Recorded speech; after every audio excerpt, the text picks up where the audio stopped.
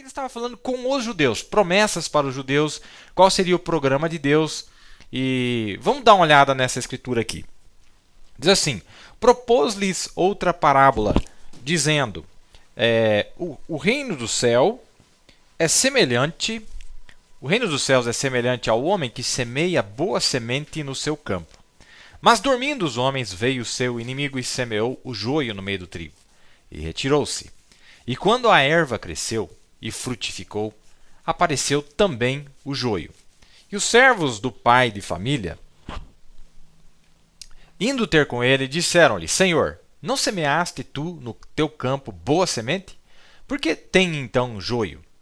E ele lhes disse: um inimigo é quem fez isso. E os servos lhe disseram: queres, pois, que vamos arrancá-lo? Porém ele lhes disse: não, para que ao colher o joio, não arranqueis também o trigo com ele. Deixai crescer ambos juntos até a ceifa. E por ocasião da ceifa, direi aos ceifeiros: colhei primeiro o joio e atai-o em molhos para o queimar. Mas o trigo, ajuntai-o no meu celeiro. Muito bem. Os discípulos ouviram isso, não entenderam. Mais tarde, acontece o que nós vamos ler aqui. Então, tendo despedido a multidão, foi Jesus para casa. E chegaram ao pé dele os seus discípulos, dizendo: explica-nos a parábola do joio do campo. E ele respondendo disse-lhes: o que semeia a boa semente é o filho do homem. O campo é o mundo. A boa semente são os filhos do reino, e o joio são os filhos do maligno. O inimigo que semeou é o diabo, e a ceifa é o fim do mundo, e os ceifeiros são os anjos. Assim como o joio é colhido e queimado no fogo, assim será na consumação deste mundo. Então esta é uma promessa, não para a primeira vinda para eles, mas na sua segunda vinda para eles, isso aconteceria. Mandará o Filho do Homem os seus anjos, e eles colherão do seu reino tudo que causa escândalo e os que cometem iniquidade, e lançá-los-ão na fornalha de fogo. Ali haverá pranto e ranger de dentes. Então os justos resplandecerão como o sol no reino de seu Pai. Quem tem ouvidos para ouvir, que ouça. Aqui está a explicação. Ele disse: os ceifeiros são os anjos, e etc. Ele revela tudo isso para nós. Falando tudo isso que nós temos falado até aqui, eu quero ler apenas mais um verso e nós vamos discorrer a respeito de Mateus capítulo 13. Vamos ver o que o profeta disse. Dê uma olhada aqui. E vi outro grande e admirável sinal no céu: 7 anjos que tinham as 7 últimas pragas, porque nelas é consumada a ira de Deus. Muito bem. Esta é a ira de Deus. E 7 anjos estão designados para despejarem na terra esta ira de Deus. Não é 2 anjos, são 7 anjos que estão designados para despejar a ira de Deus sobre este mundo gentil. Mas agora, amados, e olha que coisa interessante. Noé, o grande profeta que Jesus menciona ele, assim como foi nos dias de Noé, assim será nos dias da vinda do Filho do Homem. Nós vamos entender que Noé, depois do dilúvio, ele pôde soltar uma pomba e ele pôde soltar o abutre. E nós vamos ver que depois do período da tribulação, tem uma pomba para os judeus, uma promessa do Espírito Santo para os judeus, e uma promessa de que os corpos apodrecerão enquanto ainda estiverem vivos os gentios que estarão sobre a terra, os capitães. Lá em Apocalipse 19, nós vemos um determinado anjo soltando este abutre. E lá em Apocalipse 7, nós vemos um determinado anjo soltando a pomba, o selo de Deus, o batismo do Espírito Santo. Depois do dilúvio, depois do período de tribulação. Mas veja que depois que passou o dilúvio, tinha algo mais terrível, que era os corpos podres, o fedor e todo o acúmulo daquilo que havia sido gerado pela tribulação. As chagas, a podridão, o lixo, tudo aquilo havia acumulado, estava amplificado mais ainda do que aquilo que houvera no tempo do dilúvio, nos dias das águas. E agora nós vemos um anjo soltando o abutre, lá em Apocalipse 19, e o mesmo anjo, ou um anjo, Apocalipse 7, soltando uma pomba, o Espírito Santo. Já discorremos sobre isso aqui. Então nós vamos ver, meus amados, que aqui em Apocalipse 15, esse Apocalipse 15 e 16 tem se tornado muito especial para mim. E não há dúvidas, meus amados, segundo os escritos sagrados do profeta, segundo as sagradas escrituras, a noiva, os 7 anjos que estão na glória, com os 7 grupos, não podem retornar para a terra enquanto não se cumprir a última metade da semana de Daniel, que são os 3 anos e meio. Após isso, eles retornam. Então, a Bíblia já está nos dando tempo. Quando será o retorno da noiva e de seus líderes? Lembra que falamos aqui dos chefes, não é? Os anjos principais, os anjos responsáveis pelo seu grupo. E estes anjos, agora, de uma maneira muito dramática, de uma maneira muito impactante, eles aparecem aqui em Apocalipse 15 e diz que estes 7 anjos têm pragas. Os mesmos anjos que tiveram o batismo do Espírito Santo, a palavra, o evangelho de salvação nas eras, no tempo da colheita, quando as 2 vinhas produziram os seus frutos, eles têm a colheita da sua semeadura e eles também executam a obra de limpeza da eira, que é o queimar aquilo que não foi semeado por eles. Vocês entendem? Aquilo que não foi semeado por eles tem que ser extirpado, tem que ser limpado na eira, no lagar de Deus. Lembram daquelas? Nós já discorremos aqui muito sobre isso. Muito bem. Então, esse verso aqui e vi outro grande e admirável sinal no céu. 7 anjos que tinham as 7 últimas pragas, porque nelas é consumada a ira de Deus. Então, quer dizer, como é que a ira de Deus vai se cumprir? A Bíblia está dizendo. Não, mas eu pensei que Jesus, aqui no corpo literal, ia descer aqui com a K-47 na mão, com a M16, com um lançador de granada, um lança-chamas, uma napalm com um avião, e ele ia queimar tudo. Não, Deus tem um programa. A Bíblia diz lá em Mateus 13 que ele enviará os seus anjos, os ceifeiros, para queimar aquilo que não presta de seu reino. Nós não acabamos de ler lá? Vamos dar mais uma conferida para nós ver se realmente Jesus prometeu isso. Se realmente é isso que Jesus está prometendo. Olha o que ele diz aqui em Mateus, na explicação da parábola. Mandará o Filho do Homem os seus anjos, e eles escolherão do seu reino tudo que causa escândalo e os que cometem iniquidade, e lançá-los-ão na fornalha de fogo. Quem é que vai lançar? Os seus anjos. E nesse tempo, os justos resplandecerão como o sol no reino de seu Pai.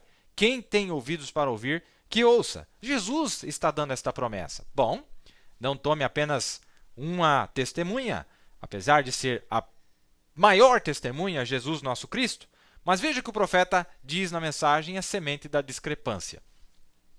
Aqui foi Jesus dando a interpretação da parábola, que eu acabei de ler para vocês. Ele próprio. Portanto, nós sabemos o que a interpretação significa. E agora, ao nos aproximarmos disto, desta semeadura, da semente e da colheita, agora ele interpreta isto. E então eu creio que Jesus estava falando desta parábola em seu dia, mas o significado dela é para ser no fim do mundo, ou no final da era, o qual é este dia. E eu creio que este pequeno texto, nesta noite, é muito apropriado para a hora em que estamos vivendo, porque Jesus distintamente disse aqui que a atadura seria o fim do mundo. É aí que seria o fim, no ajuntamento do trigo e também no ajuntamento do joio e queimar eles. Veja, então tem 3 coisas aqui acontecendo. Tem uma semeadura, tem um ajuntamento e tem uma queima.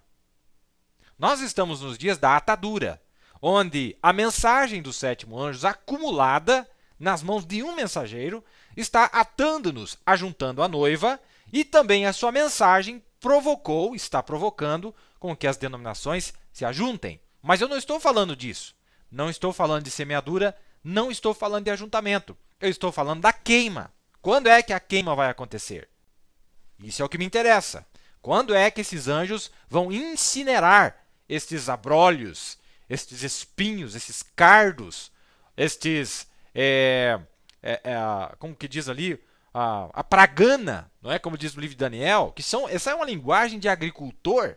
Jesus assemelha os seus trabalhadores como agricultores que trabalham na terra, trabalham na sua vinha e eles plantam, eles aram, eles lavram, eles cuidam daquilo até que chegue o tempo da colheita. Mas como Jesus disse, na semeadura, na plantação do Senhor, ele é o Senhor da ceifa, como a Bíblia diz, na sua plantação, na sua semeadura, o semeador de discrepância, durante as eras, foi semeando as suas doutrinas católicas, luteranas, metodistas, presbiterianas, pentecostais, assembleianas, e ele disse, deixa, não arranca agora não, mas vai chegar o dia. Aí pode arrancar. Não é hora de arrancar ainda. Não, deixa eles produzirem seus frutos. Quando produzir o fruto, então eles serão arrancados e queimados. E é disso que eu quero falar. Não estou falando do ajuntamento. Não estou falando do ajuntamento que acontece hoje, aqui, nesse período que nós estamos. Nós estamos no dia do grande ajuntamento dos feixes.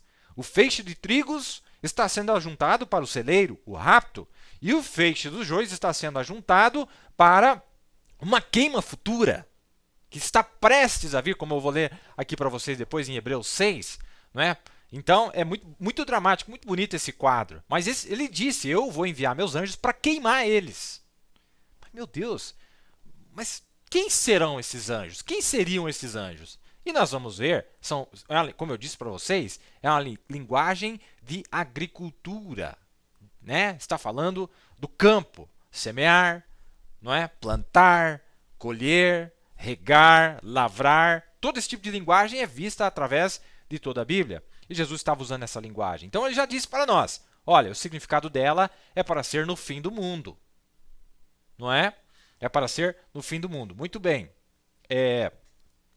Aqui está o profeta falando daí um pouquinho mais para frente, no parágrafo 14, a semente da discrepância. Ele estava falando, 2 anos mais tarde, eu estava orando numa caverna, onde eu sempre ia orar, mas estava muito empoeirado na caverna. E numa tarde eu saí e coloquei minha Bíblia em cima de um toco e o vento assoprou ela aberta em Hebreus, no capítulo 6, o qual dizia que nos últimos dias, como que se nós recaíssemos da verdade e nos renovássemos para arrependimento, de que não havia mais sacrifício pelo pecado. E como que se nos renovássemos novamente, não havia mais sacrifício pelo pecado e como que os espinhos e abrolhos estavam prestes a serem rejeitados, cujo fim é ser queimado. Mas a chuva cai sobre a terra, frequentemente para regá-la, para lavrá-la, mas os espinhos e os abrolhos seriam rejeitados, mas o trigo ajuntado. Eu pensei, bem, foi apenas o vento que assoprou e abriu. E eu simplesmente pus minha Bíblia de volta lá, eu pensei, bem, agora eu vou simplesmente... E lá veio o vento e assoprou ela aberta. Aconteceu isso 3 vezes e eu pensei, bem, agora, estranho isso. E então, assim que eu me levantei, eu pensei, Senhor, por que abristes esta Bíblia para eu ler? E aí, quando eu cheguei nessa parte onde diz espinhos e abrolhos prestes a serem rejeitados, cujo fim é ser queimado, eu pensei, por que me abririas esta parte para eu ver? Enquanto eu estava olhando à distância, aí ele diz, agora, essas visões reais vêm sem engatar nenhuma marcha. Quer dizer, não é ele que causava, é Deus que dava. É simplesmente Deus que dá isso, está vendo? E eu olhei e vi a terra girando na minha frente, e eu vi ela toda arada. Tinha um homem vestido de branco que foi-se ao redor semeando trigo, e depois que ele se foi, na curvatura da terra, surgiu um homem de aparência horrível. Ele estava vestido de preto, e ele estava jogando sementes por toda a terra. As 2 sementes surgiram juntas, e quando fizeram, as 2 estavam com sede, porque a chuva era necessária. E as 2 pareciam que estavam orando com a cabecinha inclinada. Senhor, envia a chuva, envia a chuva. E as grandes nuvens vieram e a chuva caiu sobre as 2. E quando isso aconteceu, o pequeno trigo pulou e começou a dizer, louvado seja o Senhor, louvado seja o Senhor. E a pequena erva pulou junto ao lado e disse, louvado seja o Senhor, louvado seja o Senhor. Então a visão foi interpretada. A chuva cai sobre o justo e o injusto. O mesmo Espírito cai numa reunião e todos regozijam-se nela, hipócritas, cristãos e todos juntos, exatamente certo. Mas o que é isto? Pelos seus frutos os conhecereis. Volta aqui um pouquinho para mim agora. Olha só. Claro, nas eras, Deus falou, não vou arrancar. Deixa, eles estão fazendo mal, eles estão perseguindo os cristãos, estão matando os cristãos, não vou arrancar. Tem que crescer até dar fruto. Quando dá fruto, aí sim pode ser arrancado, aí sim pode ser queimado. E é deste dia que eu quero falar nesta noite. Não do dia em que a água está caindo, não do dia que ela ainda não chegou a produzir frutos, mas queremos falar do dia onde será dada uma ordem: arranquem do meu reino. Porque está misturado, está no meio. Arranquem todos aqueles que causam escândalos e iniquidades no reino. Quando o reino já está estabelecido, então, não é? Quando o reino está se estabelecendo, arranquem. E nós sabemos que tempo é este. É no futuro, logo em breve. E ele disse, então, vocês enxergam isso? Agora, aveias selvagens ou trigo selvagem, às vezes personificam um grão doméstico, tão parecido que enganaria o próprio eleito. Penso que estamos vivendo numa era oportuna, onde estas coisas deveriam ser pregadas e faladas. Notem no verso 41 de Mateus 13, os dois muito parecidos, tão parecidos nos últimos dias que ele não poderia depender de uma determinada igreja para lhe separar, digamos, os metodistas, ou os batistas, ou os pentecostais, para lhe separar. Ele disse, ele enviará seus anjos para os separar. Um anjo está vindo para trazer a separação, a segregação entre o certo e o errado, e ninguém pode fazer isso a não ser o anjo do Senhor. Ele é quem vai dizer o que está certo e o que está errado. Deus disse que ele enviará seus anjos nos últimos tempos. Não anjos aqui para trás, mas anjos no último tempo, que ajuntariam. Sabemos que isto é a vinda da colheita agora. Agora, um anjo, na verdade, é interpretado como um mensageiro, e nós vemos que há 7 mensageiros das 7 igrejas. E agora, não através das eras da igreja. Querendo dizer, olha, não estou falando de um tempo lá atrás, mas está falando de mensageiros que virão para executar esta obra. Notem que ele disse que quem eram os semeadores e também quem a semente era.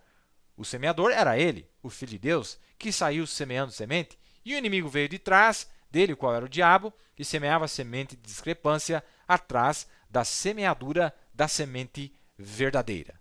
Viu que interessante? Então ele está revelando para nós que anjos realmente são mensageiros. Quem são esses mensageiros? Não é? E lá no livro de Apocalipse mostra para nós, está mostrando para nós estes 7 anjos descendo com o fogo para a terra. E nós vamos falar um pouquinho sobre isso aí.